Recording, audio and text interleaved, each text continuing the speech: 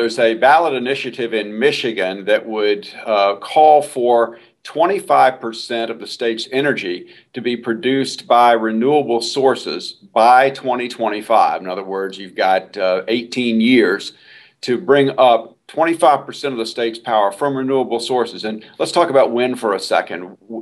Michigan has an awful lot of wind up there on the Great Lakes shores. In fact, there are analysts who believe Michigan could meet that entire requirement based largely on wind. And you know, wind is providing nationally 4% of our electricity right now. A lot of Americans don't know that. It's a good start, 4%.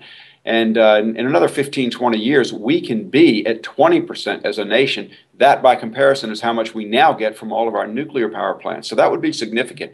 And we feel like Michigan's important, Bill, because this is a heartland state. This is an industrial state, but it's also a rural state. It's a good sort of cross-section of America. And it's always been a state that has shown America what we can do as a nation when we put our minds to it. We built the automobile industry right there in Michigan. The folks in Michigan want this initiative. We believe that. And a couple of weeks ago, we were way ahead on that. But the fossil fuel industry has been spending millions of dollars on television ads trying to frighten people, telling people, oh, the wind doesn't blow all the time. I think the folks in Michigan understand that. We're going to win. We're pushing to win. We're knocking on doors, Bill. We're making phone calls. We've got a big presence there in Michigan. We're trying to roll this thing out and let people in Michigan know the advantages to them of safe, clean, renewable fuel.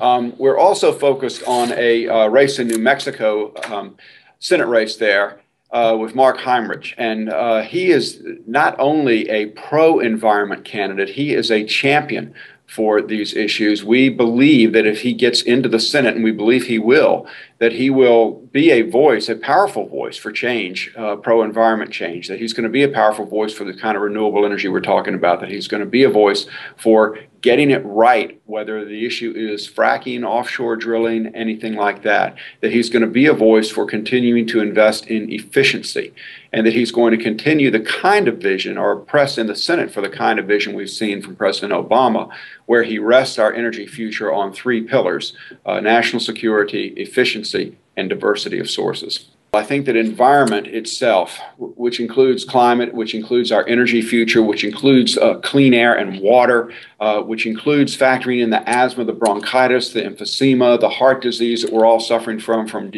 breathing polluted air, because there is no question that we're losing, according to the EPA, tens of thousands of premature deaths every year just from breathing air that is polluted by coal burning. The missed work days, which are costing us tens of billions of dollars every year in lost productivity. It doesn't get into the emergency room visits from asthma attacks and other maladies that impair our children's health and our elders' health. All of that becomes part of a package that then gets incorporated into larger concerns. Obviously, the economy, our national security. What about the future of the Middle East? Who is going to be the best of the two presidents to guide that vision? And which president is going to take seriously their obligation to represent all of the people of America when they take that oath of office? I think that's what we hope that people will take into consideration when they step into the voting booth. Well, I think we need to continue to push on the agenda as we have right now. For example, the utility MACT standards that reduce the amount of mercury and other toxics in our air. Very important we go forward with that. The House Republicans have tried to stop it. We need to keep pushing forward with the EPA's use of the Clean Water Act to protect all of our waterways, not just a few, but all of them. We got a huge uphill fight against the House Republicans, who have voted more than 315 times since they took Congress in 2010 to either undermine, delay, or block altogether needed safeguards. And of course, the world is changing. We're finding out more information.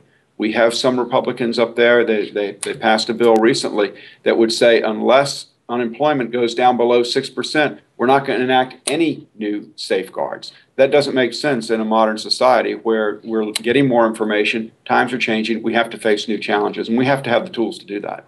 We have to build on the progress that we've made in reducing our reliance on foreign oil. You know, when Barack Obama came into office, we were getting 57% of our oil from overseas. Now it's 42%. We're moving in the right direction. Presidents since Richard Nixon have been calling on us to do it. So we think that is a good place we can start building common ground. Democrats and Republicans alike, we share this goal. Now, how do we do it? The better solution is to push forward with the president's plan to double the fuel efficiency of our automobiles by 2025. And most Americans right now are driving a car that gets between 20 and 22 miles per gallon. If you get to a car that gets 40 miles per gallon, you're suddenly saving $1,200 to $1,400 a year at the pump. Americans like that idea, and they like the idea of clean air as well.